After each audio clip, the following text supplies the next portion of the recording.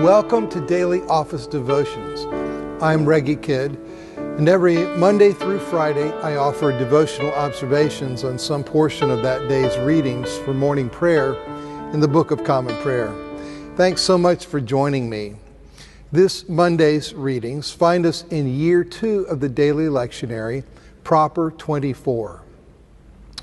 For our Old Testament reading during the next 3 weeks, I will be treating the Song of Songs instead of the lectionary's choice, Ecclesiasticus, or Wisdom of Ben Sirach. Together, I hope we can discover or rediscover the Song of Songs enchantment. Today's portion is Song of Songs, chapter 1, verses 1 through 7. Song of Songs, chapter 1, verses 2 through 4. Love and desire. Let him kiss me with the kisses of his mouth, for your love is better than wine. These are not the sort of words with which one expects a book of the Bible to begin, are they? But they are a marvelous keynote for this best of songs. The main voice throughout this book will be that of a woman who yearns for the loving embrace of her beloved. There is something dreamy about these opening lines of the song, says Old Testament scholar Ilana Pardas. The Song of Songs, a biography, page 1. If you can read Hebrew, you will recognize luscious sh sound predominating in the first 2 lines. In the opening paragraph, the voice vacillates between the woman's speaking of her lover in the third person and her addressing him in the second person. We're never quite sure exactly where we are as the scene changes from intimate private space to outdoor festive space. We aren't quite sure either whether her lover is an actual king or whether her love makes him seem like one. As Pardas says, it is a dream zone. Nothing is completely discernible. Everything is deeply felt. Going forward in our study, I'm okay with that. Everything is deeply felt. That is one of the primary takeaways from this book. Those of us who have been around church long enough have been taught that biblical love is agape love, and that agape love is primarily about giving and not feeling, or eros love. According to Song of Songs, it's not quite that simple. Biblical love, love between a woman and a man, and love between us and our Lord feels deeply. To be sure, deep feeling gives deeply as well. But deep feeling feels deeply, and that is good, because God made deep feelings good. Song of Songs, chapter 1, verses 4 through 8. Love and eyes wide open. I am very dark but comely. My mother's sons were angry with me. My own vineyard I have not kept. That's verses 5 and 6 in the Revised Standard Version.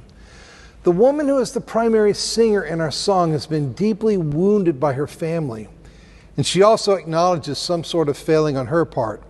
Her skin is deeply tanned, which in her world is not a sign of leisured beauty. In her case, it is a sign of being reduced to the degradation of laboring in the fields. Nor, for her part, is she free from fault. My own vineyard I have not kept. A second takeaway from this best of songs is that love loves with eyes wide open. There will be several phrases in this song that speak of love's intoxicating power. Chapter 2, verse 5, chapter 4, verse 9, chapter 5, verses 1 and 8. But in this book, love is always cognizant of imperfections. At the human level, often the beloved's imperfections become the things that the lover finds most attractive. In his biography of Ulysses S. Grant, author Ron Chernow narrates a conversation between Grant and his wife Julia, who had grown up cross-eyed.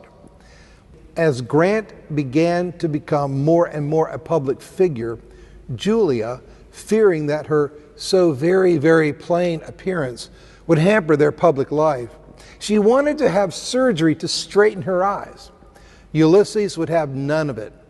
Did I not see you and fall in love with you with these same eyes? I like them just as they are. And now, remember, you are not to interfere with them. They are mine, and let me tell you, Mrs. Grant, you had better not make any experiments, as I might not like you half so well with any other eyes. Chernow concludes, the anecdote, as well as many others, attest to the depth of Grant's unconditional love for his wife and vice versa. It's page 332 in Grant's biography by Chernow. Love is a place of deep feeling and of deep giving because it is, first of all, a place of deep grace. For her part, Mrs. Grant and Mrs. Grant's best friends loved him through and in spite of his debilitating alcoholism. And it was their love that fortified him in this struggle. Christ loves us not because we are without fault. In fact, it is to us in our tragic fallenness that he has drawn near, and we bless him for it. As the ancient church sang in the darkness of Holy Saturday's great vigil, O truly needful sin of Adam, which was blotted out by the death of Christ. O happy fall, felix culpa, which merited so great a Redeemer. Our love for Christ is infinitely and forever sweeter by virtue of the fact that he comes not for the lovely, but for the unlovely, not for the perfect, but for the imperfect. He not only comes to forgive, he comes to unite himself to us, and in doing so, to turn our tragedy to comedy, our ugliness to beauty, our humiliation to glory. Let him kiss me with the kisses of his mouth. In Revelation chapter 7, a perfected Israel. As providence would have it, our reading of Song of Songs will parallel the book of Revelation's account of the way God works to draw a people together from Israel and the nations, forms them as the bride of Christ, protects them and purifies them for the marriage feast of the Lamb, chapters 7 through chapter 19. In today's reading, we see that God's ultimate plan is to rescue 144,000 of the people of Israel. I submit to you that this is a figurative number, a number of love's perfection, not of arbitrary exclusion. It is the square of 12, 12 being the number of Israel's tribes, multiplied by 1,000, 1,000 being a number of magnitude. And it's John's way of referring to what Paul calls in his epistle to the Romans, the fullness of the Jews. Romans chapter 11, verse 12. Paul balances out the fullness of the Jews with the fullness of the Gentiles in Romans chapter 11, verse 25. And just so, John's 144,000 Jews receives its complement in the last half of Revelation chapter 7, which is tomorrow's reading, with a countless throng from every nation and tribe and people and tongue standing before the throne and the Lamb. Chapter 7, verse 9. Between the first and second halves of Revelation 7, we get the dual mystery of God's great plan. He elects perfectly and does so with an expansive heart. Let him kiss me with the kisses of his mouth. In Luke 9, sublime resolution. When the days drew near for him to be taken up, he set his face to go to Jerusalem. Luke chapter 9, verse 51. Luke so finely balances a sense of God's perfect timing when the days drew near with the resolution it took Jesus to carry out his mission. He set his face. And there's also the fine balance between the horror we know the upcoming crucifixion to be and the way Luke refers to the end of the mission to be Christ being taken up into glory, for him to be taken up. Also finely balanced is the implicit message to the apostles to let it be when people reject them, and thus him, but he turned and rebuked them. And his all or nothing call to follow him, no one who puts a hand to the plow.